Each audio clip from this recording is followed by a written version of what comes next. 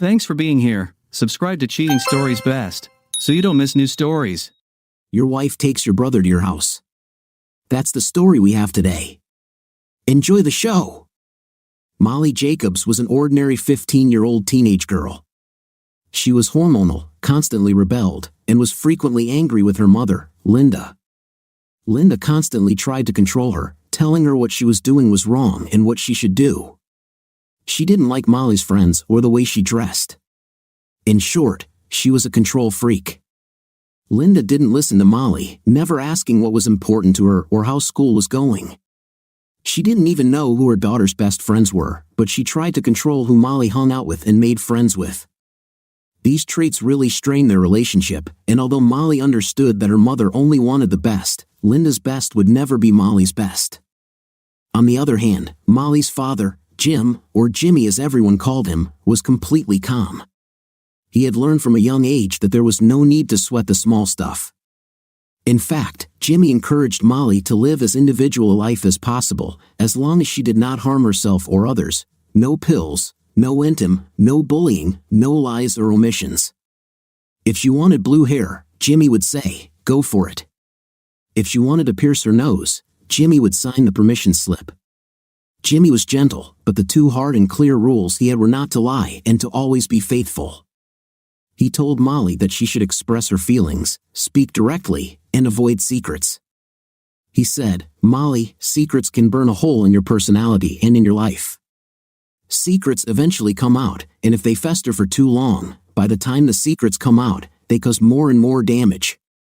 His other rule, fidelity, was formulated as loyalty and honesty to family, friends, and oneself. "You must be true to your morals and ethics," he'd say. "You must be loyal to your friends, teaching them to make better decisions and supporting them." Because of these traits, Jimmy had many friends, and this helped him earn a good reputation as a copyright lawyer. He was a partner in a high-tech copyright law firm, but he always made time to watch Molly's soccer and softball games, as well as any school events she was involved in. He always made time to walk, bike, fish, kayak, and camp with her because he knew she was growing up fast, and soon she wouldn't be able to do those things with him. His wife, Linda, visited sometimes but usually skipped these outings, so Molly and her father formed an incredibly close bond, and Linda was even a little jealous of it. Every Wednesday, Linda had the day off, and she told Jimmy and Molly that she would use the day to cook, catch up on housework, go shopping, and maybe visit her parents. On Wednesdays when Molly returned home, she repeatedly saw Jimmy's older brother, Dan, driving his pickup down the street, as if he had just been at their house. When she asked Linda if Uncle Dan was visiting, Linda would sometimes answer no, which seemed odd because his truck was parked on their block. Sometimes Linda would say that yes, Dan would come over to ask her about a landscaping project he was going to help them with, or to borrow some of Jimmy's tools, or to see if Jimmy was home so he could talk to him. Molly found it all a little strange. Linda was usually home before Molly finished school at 5:30 after sports practice and always before Jimmy, who arrived at the earliest at 6 o'clock and at the latest at 9 p.m. That day at school, just after lunch, around 12:30, Molly began having severe cramps due to her menstrual cycle. She asked the teacher if she could see the nurse and convinced her to let her go home. She called her mother, Linda, but the phone went to voicemail. She tried again and got the same result, so she left her a short message. "Mom, I'm not feeling well, so I'm leaving school. It's only 10 blocks, so I'll walk, but if you get this message, you can pick me up. I'll go home on Maple Street. Thank you." Molly walked home, but Linda never called back. When Molly came around the bend in the street on her block, she saw Uncle Dan's truck parked in the driveway. "He probably needs some more tools or something," she thought. Molly walked up the path, and the door was locked, which seemed a little strange. She opened the door with her keys. The ground floor was dark and quiet, and there was no one in the kitchen. She dropped her backpack and looked into the garage to see if Uncle Dan was rummaging around the workbench for tools, but it too was empty. When she returned, she heard someone upstairs groaning and breathing heavily. She was intrigued and quietly walked up the steps and down the hallway to her parents' bedroom.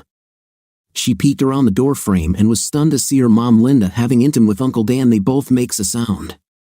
She quickly backed away in shock and tears. She didn't know what to do but when the anger over her uncle's and her mother's betrayal of Jimmy's father sunk into her mind, she became angry, very angry. She looked around again, this time with her phone and video camera on Linda and Dan. Not noticing Molly continued their debauchery. "You dirty boy, and don't stop," she screamed.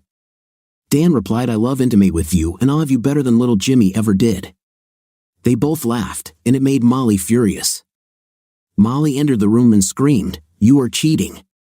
How could you do this to our family and to Uncle Dan, your own brother's wife? I hate both of you, you pathetic pieces of..." Both Dan and Linda looked around, confused that someone was there. They recoiled in horror when they saw Molly filming them and yelling at them. Molly turned and ran down the stairs.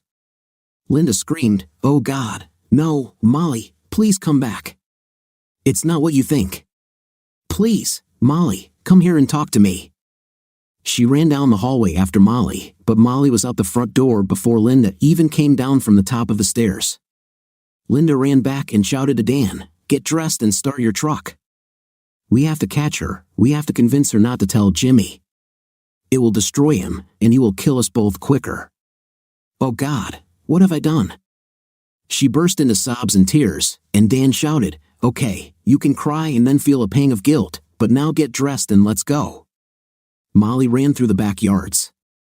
Her phone rang. It was Linda calling. Molly didn't answer, and the phone went to voicemail. She ran to the 9M Creek nature trails where he and his father walked and jogged along these paths.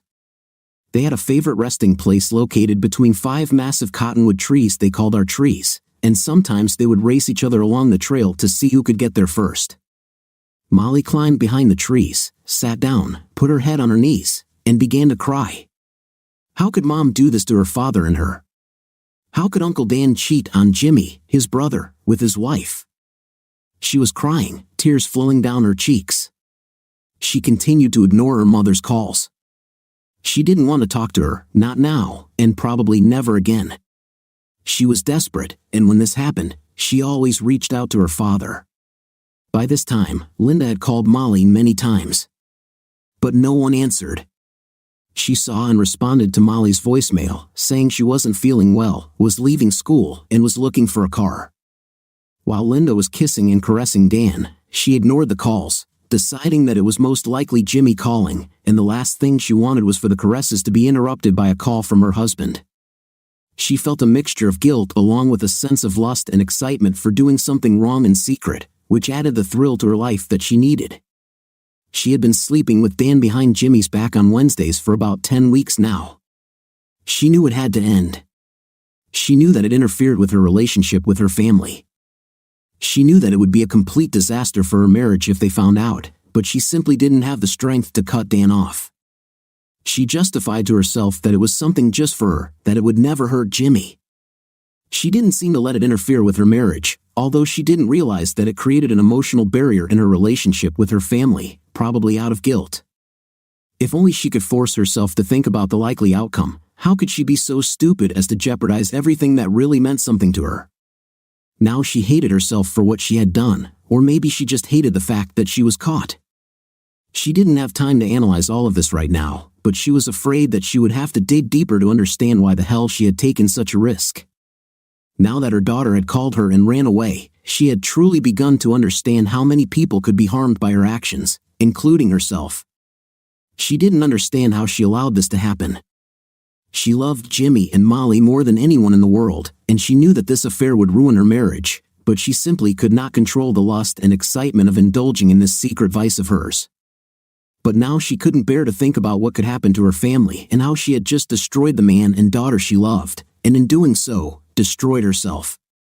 She desperately called Molly and tried to leave messages to convince her to talk and not let Jimmy know what Molly saw, as it would destroy him. Molly continued to ignore Linda's calls and decided to call her father.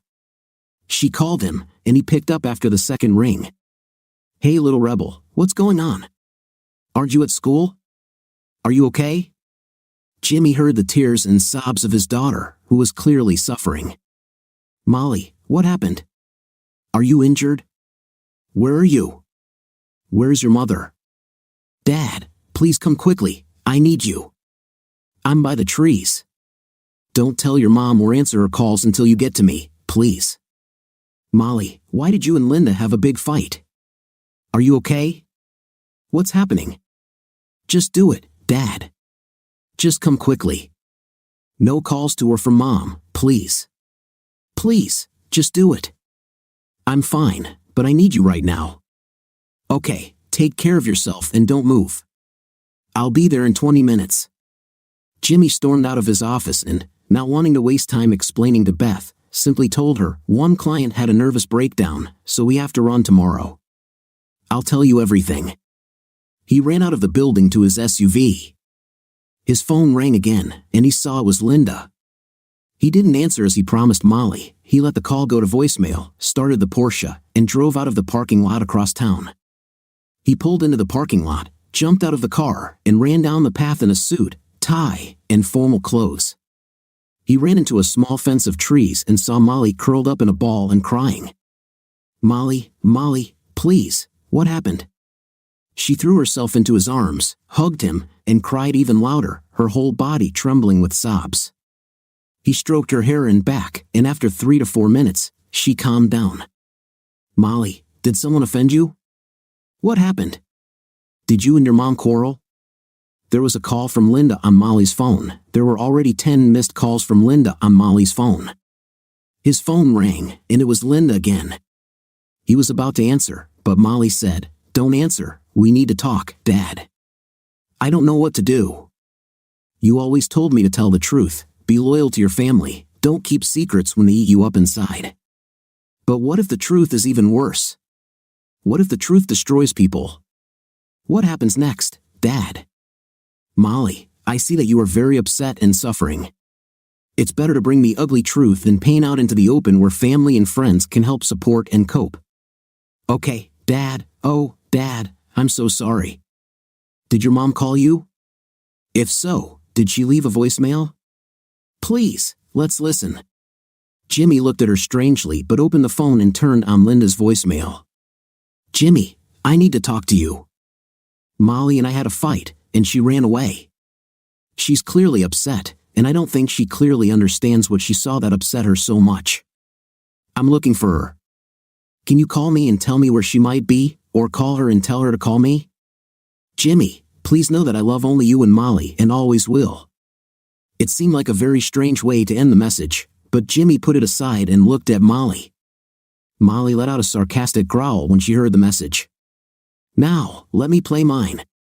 She turned on Linda's first voicemail, and Linda could be heard sobbing as she said, "Molly, it's not what you think. It doesn't mean anything. It's just a harmless and meaningless act.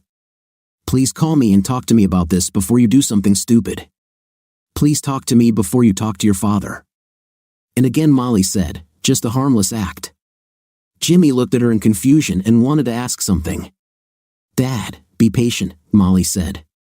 "Let's play the next voice message from Mom."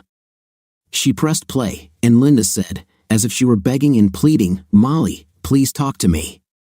Don't tell anyone, especially your father. This will destroy him and our family." At these words, Molly jumped up and spat out her anger, saying, "You, Mom. Are you saying that I'm destroying the family? What nonsense. You have the nerve to pin this on me." Jimmy was completely confused and said, "Molly, you have to tell me what's going on from the very beginning. Dad, are you sure?" Molly asked. "You heard her. This will destroy our family, although I think Mom has already done it anyway." Jimmy looked at her and said, "Molly, you can't go that far and not tell me. Let's get this over with, for God's sake. What's going on?" "I'm so sorry, Dad. I wasn't feeling well at school, so I decided to go home and called my mom several times, but her phone was turned off. I came home, and Uncle Dan's truck was in the driveway. The front door was locked, so I opened it and went in. There was no one on the ground floor, and then I heard a noise coming from your bedroom. I quietly went upstairs. I am so sorry for you and me and our family. I think it's better to watch this video." She handed the phone to her father, lowered her head to her knees, and began to cry quietly again. Jimmy turned on the video, and the entire shocking, disgusting scene Molly had witnessed played out in full color and sound. It was short and ended with Molly's cry of pain and her words to Linda and Dan that snapped them out of their carnal bliss. The look on their faces when they saw Molly standing in the doorway was very hard to watch. It was a mixture of pleasure quickly dissipating, then shock, fear, shame, guilt, anger, all this mixed up in emotions in less than 5 seconds. Jimmy turned off the phone, and now his head was bowed to his knees as tears began to fall. Why, God, why? How could she do this to us and with my brother? How could they betray me and humiliate me like that? He couldn't bring himself to say more. Molly moved closer to him, hugged him by the shoulders, and said, I feel the same betrayal and shock. I never want to see them again. I hate them for doing this to us, to you, and tearing our family apart. By this time, Linda had called the office directly, and his receptionist could only tell her that he had quickly run out to see a client and would not be returning today. She said she would take the message and suggested she call him and make sure he knew his wife was desperate to talk to him. Linda muttered, No, thank you, and hung up. Dan and Linda gave up on the idea that they would find Molly while driving around in his truck, so he drove back to the house and pulled into the driveway. The house was dark, Jimmy's car was not there, and Molly was unlikely to return. Linda, I hope Molly doesn't do anything rash or stupid. I hope she doesn't talk to Jimmy, you know he will never forgive us for this. I guess I need to get home before Amanda wonders where I am, and I think I'll just keep my head down and see what happens. Damn it, why were we so stupid? Linda looked at him and could barely speak through her sobs and tears. Drop me off, Dan. I need to think about what I will say to Molly. I have to get to her before Jimmy finds out. I have to convince her that it doesn't mean anything, that if she tells Jimmy, our lives will be ruined. With that, she called Molly again, and again the phone went to voicemail. Molly, she shouted into the microphone, Molly, I'm so sorry. Please understand that it didn't mean anything, and it's over. Please call me before you talk to anyone. Please don't tell Jimmy, it will destroy us all. With these words, Linda got out of the car and returned to the house. She called Molly, knowing there would be no answer. She ran to the master bedroom, took off the sheets, and put new ones on the bed. This was her daily routine on Wednesdays after Dan left for the last 10 weeks. She sat down on the bed and cried. Why did I do this? Why would I risk my marriage and family respect for this? Come to think of it, she didn't even like Dan that much. Of course, she didn't love him. Her love for Jimmy never diminished, but she looked back at her behavior and saw how she had begun to emotionally push both him and her daughter away. Why was she always so nagging at Molly? When did she stop talking openly and lovingly to Jimmy? When was the last time she made love to him and showed him any meaningful affection or connection? What the hell is wrong with her? She thought about it long and hard. I think a lot of it has to do with the excitement and trepidation of doing something behind my family's back that's just for me. It was so wrong, but that's part of what made it so exciting, and my life is so boring, and it seemed that no one else needed me. Molly didn't need me and separated and ended her open and loving relationship with me. Jimmy didn't need any worries, he had it all in a fast-paced legal career that didn't leave much time. He devoted his time to Molly, especially after his wife emotionally pushed him away. He knew that their intimate life was completely inadequate, but when he asked Linda what the problem was and whether they should hire a consultant, she refused him, saying that everything was fine. It seemed to her that his response was to emotionally withdraw from her, and it seemed that Jimmy did not need her. But now she realized that it was her fault. Dan told her how hot and attractive she was and how much he needed her. He could not find the same comfort and feeling from his wife, Amanda, as he did from Linda, and since Amanda was 6 months pregnant with their second child, he didn't get much attention at home. Flirting with Dan and his constant comments about how beautiful and desirable she was eventually led them to cuddle and caress, and it was only a matter of time before it turned into all-consuming, lustful intimate. But now Linda remembered the look of hurt, pain, disgust, betrayal on Molly's face. Molly called her cheap and she couldn't agree more. Then she thought about Amanda, about Dan and Jimmy's relationship, about his parents and his parents. Why am I only now realizing how painful and terrible this is? I ruined my life and did it without even thinking about the possible consequences or why I did it. She fell onto the bed, curled up in the fetal position, and cried until a restless sleep overtook her. Jimmy and Molly just stood by the trees, crying and talking to each other from time to time. "What are we going to do, Dad?" Molly asked. "I don't know what to do. I feel so much anger and pain because I was hurt by the woman I loved and shared my life with, and the older brother who I grew up with and who I thought would always have my back. And now you two are in the middle of this mess, knowing that our family life will never be the same. I don't know if I can even look at Linda, let alone forgive her.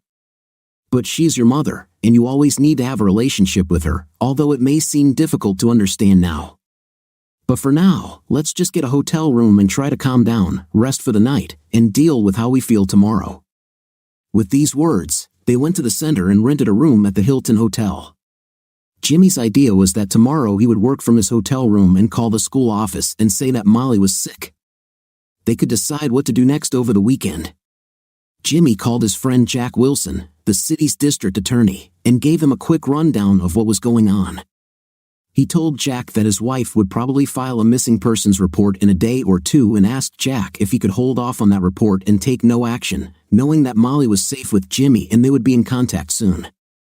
Linda, Jack reluctantly agreed, but told Jimmy that he could only put it off until Monday, so Jimmy should talk to Linda before then. Molly and Jimmy checked into the Hilton Hotel and ordered hamburgers and fries. Then they turned on the TV, lay down in their beds, and watched TV like zombies until sleep finally claimed them, at least for a few hours. Linda woke up around 10 p.m. and saw that neither Molly nor Jimmy had called her back. "Oh God, no," she thought. "Jimmy must know, otherwise, he would have called or been home a long time ago. Oh God, what have I done?" She tried calling Jimmy and Molly's cell phones again, and both immediately went to voicemail, indicating they were disconnected. She wrote to Jimmy, "Jimmy, I think you know, but please know that it doesn't mean anything, and I only love you.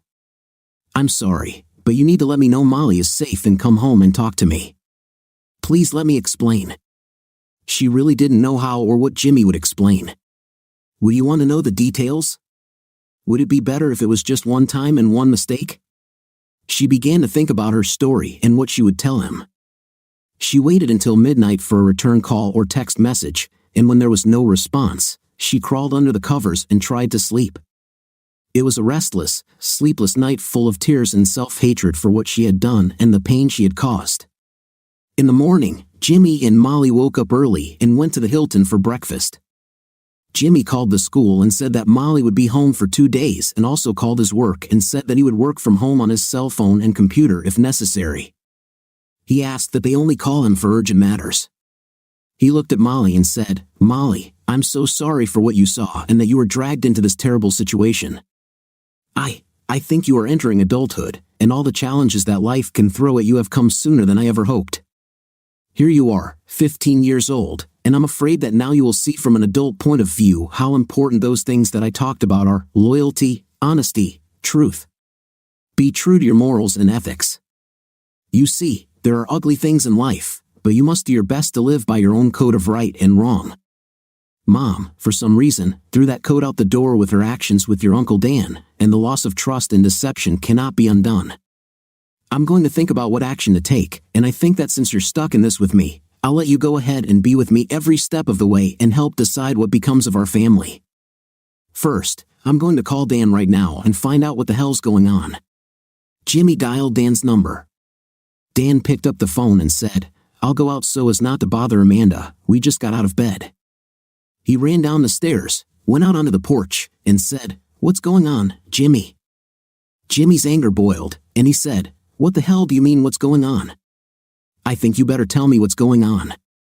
I want you to tell me honestly and without any nonsense why, when, and for how long you slept with my wife." Dan immediately stopped talking and said, "Jimmy, I'm so sorry, man, it just happened. And once we started, we kept coming back for more. But it wasn't about you, Jimmy, and it's not that we're in love or even that interested in each other. It was purely intimate. It was just physical relief and an instant feeling of lust and excitement. I'm so sorry, Jimmy, but it didn't really mean anything to either of us. Jimmy, have you spoken to Linda? I think you should ask her these questions I'm asking you." "How long?" Dan said shyly, "The last 10 weeks, Jimmy. Every Wednesday, always at your home." Jimmy shouted, "Why? Why did you betray me?" "Jimmy," Dan said, "it's not about you, it just happened.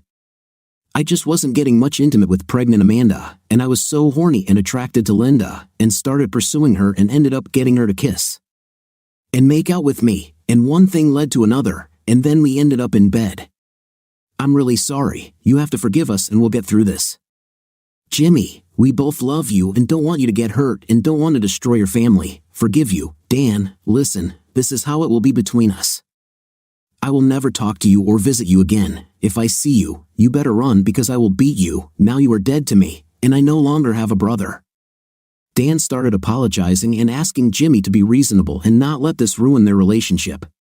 "Jimmy, it doesn't mean anything. It was just intimate. It meant everything to me." "Dan, you have destroyed my marriage as well as my trust in both of you. Do you have any idea how this affected Molly? So don't tell me it doesn't mean anything. This means that none of you respected or loved us enough not to cause us the worst pain."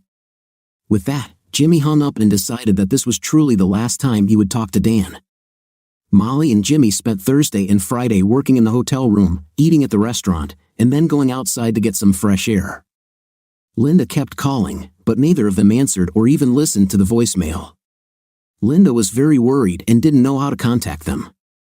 She also called Dan, but he did not pick up or answer any of her calls. She finally went to the police station on Friday afternoon to file a missing persons report.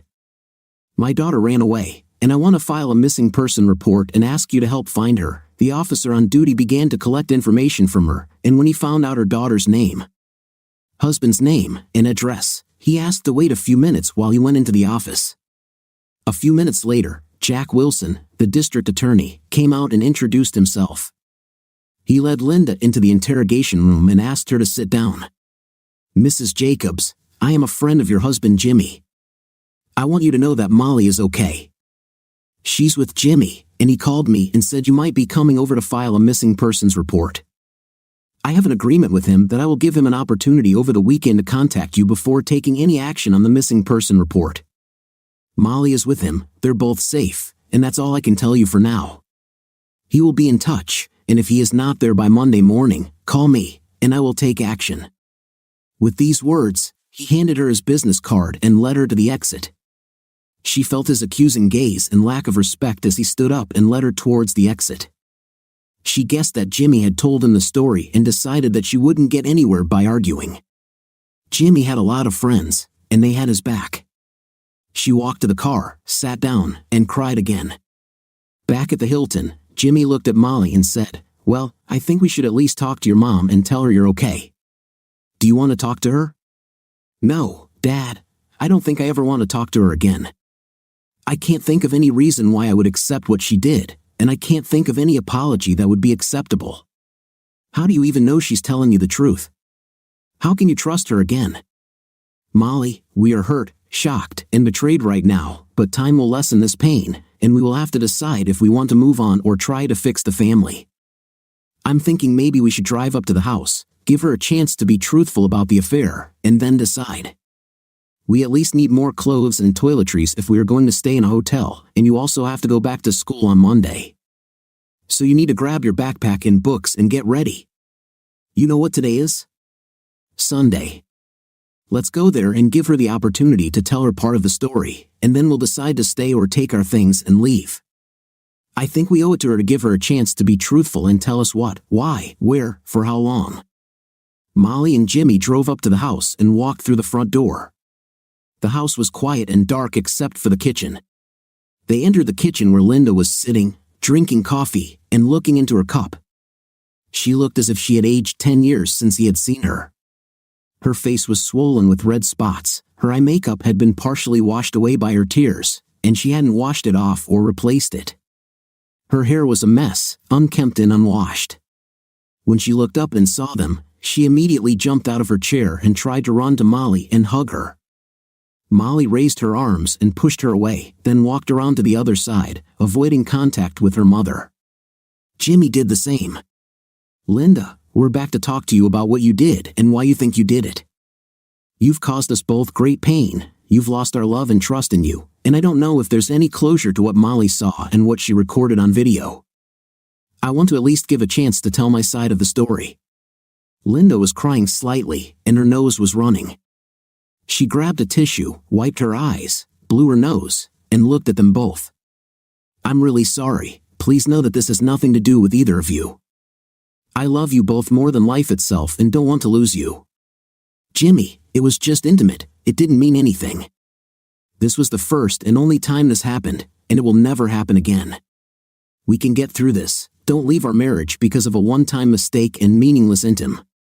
Having told this lie, she turned away, and when she looked back, she saw that Jimmy was ready to explode with anger. Looking at Molly, Jimmy said, "I think we'll go with Plan B."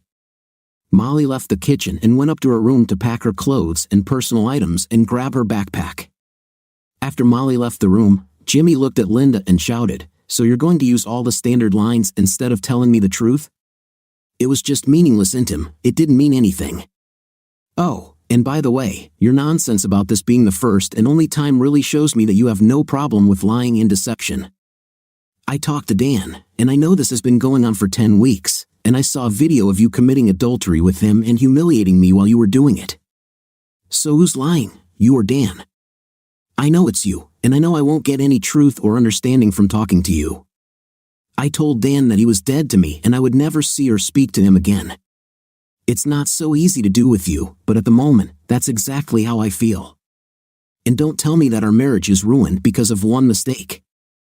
It wasn't just one mistake, it was an ongoing affair that you wouldn't have stopped if Molly hadn't walked in on you. And you seem to be only worried about being caught. You betrayed and disrespected your family and did this to my brother and in my bed.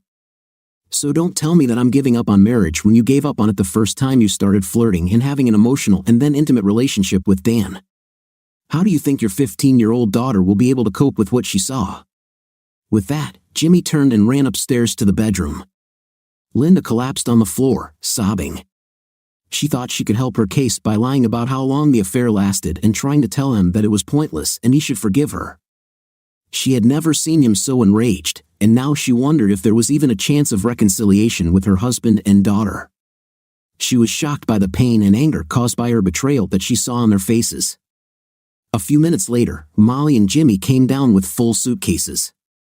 Jimmy took off his wedding ring, placed it on the counter, and they walked out in silence. Linda was left, lying on the kitchen floor, curled up in a ball and crying. Jimmy and Molly returned to the Hilton, but Jimmy began looking at apartments that were close to the school and not too far from his office. He called several rental agencies, and by the end of the day, he had a 6-month lease on a fairly new 2-bedroom, 2-bath apartment with a landscaped pool and spa, barbecue grills and tables, and a gym. The next morning, Jimmy took Molly to school, returned, and moved their modest wardrobe and belongings into the apartment. Jimmy got to work immediately, called his financial advisors, and began dividing his pre-tax savings, checks, and joint accounts into one account in his name and another in Linda's name. He then contacted a reputable divorce lawyer who he knew had a very good reputation and made an appointment for that afternoon. His planners called him back and told him that since he had set up some college funds for his daughter, he could take a very large portion of his joint savings and investment accounts and put them in trust to fund her college, and it would not be available under any divorce settlement. He also changed his insurance beneficiary to Molly. After 10 days, the divorce strategy and all its financial adjustments were ready. He told his lawyer to start filing the divorce papers but didn't file them until they heard from Jimmy. For the past 10 days, Linda had been calling and texting Molly and Jimmy, begging them to talk, begging them to go to marriage counseling, and begging them to come home. Jimmy instructed the security at his office not to allow her onto the property. Molly went to the school's vice principal, explained the situation, and convinced him that Linda should not be allowed on school grounds. Around this time, Molly heard from Linda's parents. They called her and left a voicemail which confused Molly. Basically, it said they didn't know why Molly and Jimmy were treating their daughter so badly over a minor disagreement, and how could they be so cruel as to leave and not talk to her. Molly decided to call Jimmy's parents and see if they had heard anything. She called them and asked, "Hello, Grandma, how are you? Have you been in contact with the family and what's new? I know we haven't seen each other for several weeks." They said it was really nothing new, they were just waiting for Dan and Amanda's baby to be born. They said Dan and Amanda were coming over for brunch the following weekend and asked if Linda, Jimmy, and Molly would like to come. Molly quickly realized that no one in the family really knew what was going on. Apparently, Linda didn't tell her parents the real truth, and obviously Dan never discussed it with Amanda or his parents. That same evening, Jimmy received a call from Linda's sister, Sherry, who scolded him for taking Molly and leaving Linda for such a minor reason as a disagreement about Molly and her friend's schoolwork. "How could you be so cruel, Jimmy? This doesn't sound like you at all." Jimmy simply said that there were personal issues between him and Linda that would take time to resolve. 20 minutes after this call, Linda's parents called with the same message. "How can you be so cruel as to leave because of some minor disputes and disagreements?" At the end of the evening, Jimmy's parents called and asked if Linda, Jimmy, and Dan would come over for brunch. Molly saw that Jimmy was trying to avoid accusations, but neither Linda nor Dan would tell anyone the truth about what was really going on. Molly looked at him and said, "Well, obviously neither Linda nor Dan told anything close to the real story to the family, and it turns out to be your fault." She was furious, but her father just shrugged and said that everything would work out on its own. 2 weeks later, after much soul-searching, self-reflection, and conversations with Molly, Jimmy decided that his love for Linda, the pain of being betrayed, the deception, and unwillingness to admit that she had not kept her wedding vows was too much for him to forgive. It was also clear that she didn't take any responsibility for what she did to her family, and neither did Dan. He decided it was all over and asked his lawyers to serve Linda with divorce papers. Linda sat at home, trying to decide what strategy she could use to get Jimmy and Molly home so she could work on repairing her relationship. She knew she had hurt them, but she tried to convince herself that it was just meaningless intimate, that it was over, and could go back to normal. She told herself that they would miss her and come back, and when they returned, she would be the most loving wife and mother she could be. While she was wondering how to get Jimmy to talk to her, she heard a car pull up, and a few moments later, there was a knock on the door. She looked out the window and saw a young man in a suit looking at her. She opened the door, and he asked, "Are you Linda Jacobs?" Worried that maybe something had happened to Molly or Jimmy, she said yes. The young man handed her an 8x11-inch folder and said, "Mrs. Jacobs, you have been served."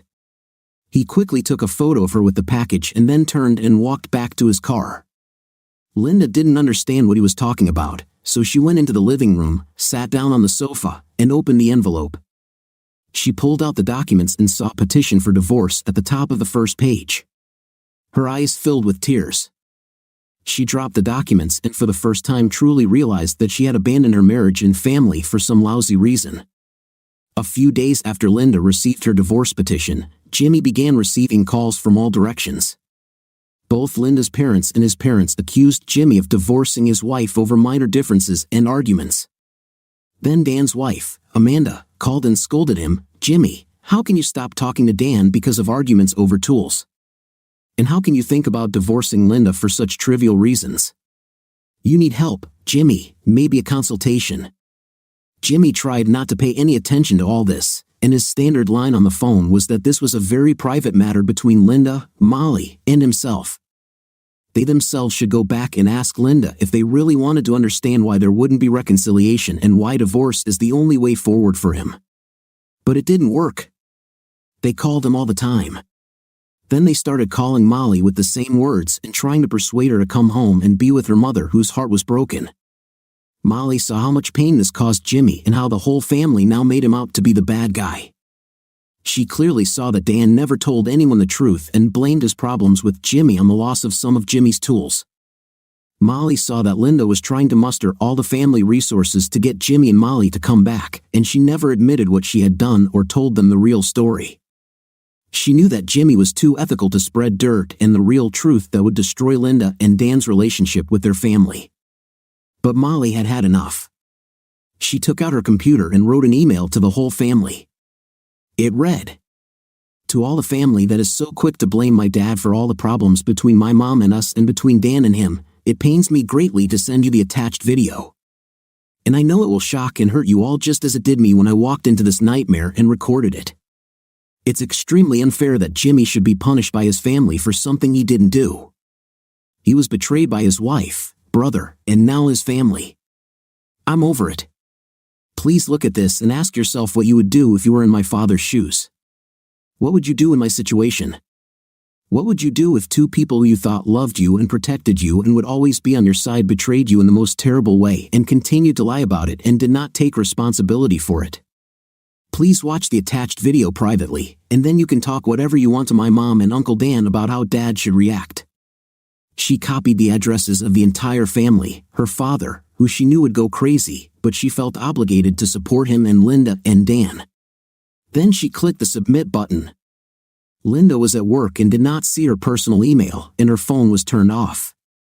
When she walked out into the parking lot and into her car at the end of the day, she turned on her phone hoping to see some kind of response from Jimmy to her daily calls begging for forgiveness, begging him to let her explain everything, begging him to come home and talk. Instead, she saw missed calls from her parents, from Amanda, and from Jimmy's parents. First, she listened to the voicemail from Amanda. "You are a fallen woman. Not only did you ruin Jimmy's life with your dirty affair with Dan, but you also ruined my life. I never want to talk to you again, and I will be Jimmy's strongest witness in the divorce. He treated you with respect and love and did everything for his family, and you threw it all away with your cheap behavior. Maybe Dan will want to come and stay with you because his fifth place is getting kicked out of here tonight." Linda wasn't entirely sure if Dan had confessed or what had happened, but she had an uneasy feeling that the family knew what really happened. The next voice message was from her mother. "Linda, how could you? It was so disgusting and painful for me to watch this video. And with brother Jimmy in your marital bed, and then poor Molly comes in and sees how her mother and uncle disgustingly betray her father, herself, and the whole family. How could you?" Linda fell into the driver's seat and began to cry. She opened her email on her iPhone and saw a letter from Molly. She didn't want to open the video because she was pretty sure she knew exactly what it was, but she only did it to see what it would look like from the rest of the family's point of view. It wasn't just a disgusting intimax, but she heard them with Dan. Linda knew it was over. Her attempts to get her family to help and to get Jimmy to talk to her and change his mind were gone forever. What was she thinking? More lies, more disrespect, and unwillingness to admit their actions were perhaps as bad as the illicit relationship itself. She realized that she was simply deceiving herself. With Jimmy, there was no turning back. He was too offended, and she realized that she had forever lost any close and loving connection with her daughter. She no longer had the right to even act like a parent towards her. Any advice or guidance she gives her will be a hypocritical joke. She cried for an hour in the parking lot before she was able to start the car and drive home. 3 weeks later, Jimmy's lawyer called and said that since she had not signed or returned the divorce papers, he scheduled a court hearing in 2 weeks. He suggested that she hire a lawyer and prepare. Linda turned to a divorce lawyer on the advice of a friend who had cheated on her husband and gone through a divorce. She was honest and open with the lawyer about what she and Dan did and how she got to this point. After studying the documents, the lawyer told her, "Your husband is quite generous in that he shares everything 50-50. It doesn't seem like he's hiding any money or trying to hurt you by releasing the video. Except for one thing, he is asking for 100% custody of your daughter. This is very rarely granted by the judge, so at this time, I think we just go to court, deny that part of the divorce petition, and leave it up to the judge." When they appeared in court, it was the first time she had seen Molly or Jimmy for 8 weeks. They looked rested, and Molly looked older and more mature than Linda remembered her. Neither Jimmy nor Molly even looked at her, and when she tried to talk to them in the hallway, they simply turned and walked away. "I'm so sorry. Please don't hate me forever. I know I don't deserve forgiveness, but I can't stand the thought of you hating me forever. If you could find even some kind of relationship in your heart, I would be very grateful to you." With these words, they entered the courtroom, and the trial began. When they got to the 100% custody part, the judge balked and was ready to make a standard 50-50 decision. At that moment, Jimmy's lawyer looked at Molly and said to the judge, "Before you finally decide on my clients, my daughter asked me to come over and quickly talk to you." The judge replied that this was very unusual, but given her age, I would allow it. Molly stepped forward, and both lawyers also came to the bench to listen. "Please, Your Honor," Molly turned to the judge, "I don't want to live with my mother. She caused irreparable damage to our relationship. if you award her custody, I can honestly say I will run away. I won't stay at her house even one night. I want to ask you to watch this short video and understand that this is exactly what I encountered one day when I came home early from school. The man in the video is my uncle, my father's brother. This has been going on for 3 months now and probably wouldn't have ended if they hadn't been caught. With these words, she turned on the video and handed the judge her phone.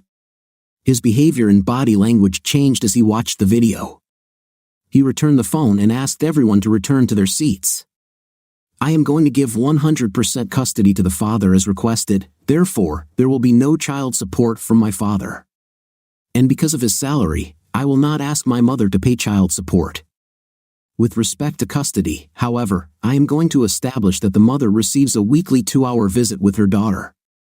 The first 6 months of the visit will be spent in a counseling session, which will be paid for by the father.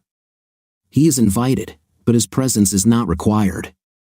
This consultation will be an attempt to find out whether mother and daughter can establish a relationship for the benefit of their future lives. With these words, the judge dismissed the hall, stood up, and retired to his chambers. Linda leaned over the table and cried when she heard Jimmy's 100% custody order over Molly. But at least she had a glimmer of hope that with the help of a psychologist, she could begin some kind of relationship with her daughter and perhaps with Jimmy. This was all she expected in life now, and she desperately wanted to at least make sure her daughter knew that her mother loved her. Linda wanted Molly to understand that not only had she hurt Molly, Jimmy, and the entire family, but she had also ruined her own life. The destruction affected everyone, and perhaps the greatest pain Linda's affair caused was her own. 1 year later, consultations with Linda and Molly went quite well. Linda was able to better understand why she might have done what she did. Molly could clearly see that Linda was in as much or perhaps even more pain than Jimmy and her, which of course did not mean that Molly could forgive or ever justify her mother. Molly began to sometimes spend weekends at Linda's apartment. Linda learned to treat Molly like an adult, let her make her own decisions, and never criticize her daughter for these decisions. Linda kept apologizing until one day Molly told her to just leave it in the past and never talk about it again. Linda tried to get any information about Jimmy out of her that she could, such as what he looked like, whether he was dating anyone, whether he looked happy. Molly saw that Linda loved him very much, but she knew that Jimmy would never find it in his heart to trust her or love her again. So, Molly never encouraged her mom to become obsessed with Jimmy but instead encouraged her to start dating and find new ways in her own life. Jimmy never attended any counseling.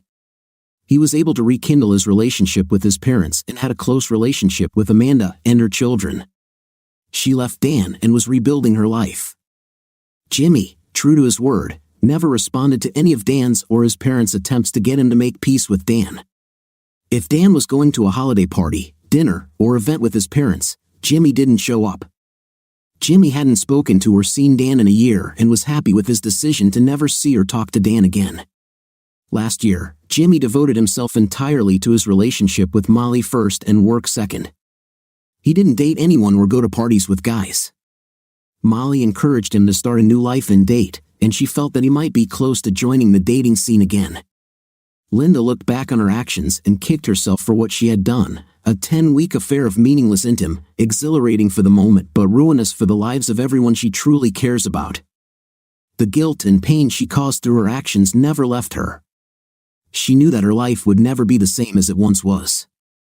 Actions in life have consequences, and she was stupid enough to think nothing of it when she was overcome by lust and the cheap thrill of illicit intimacy.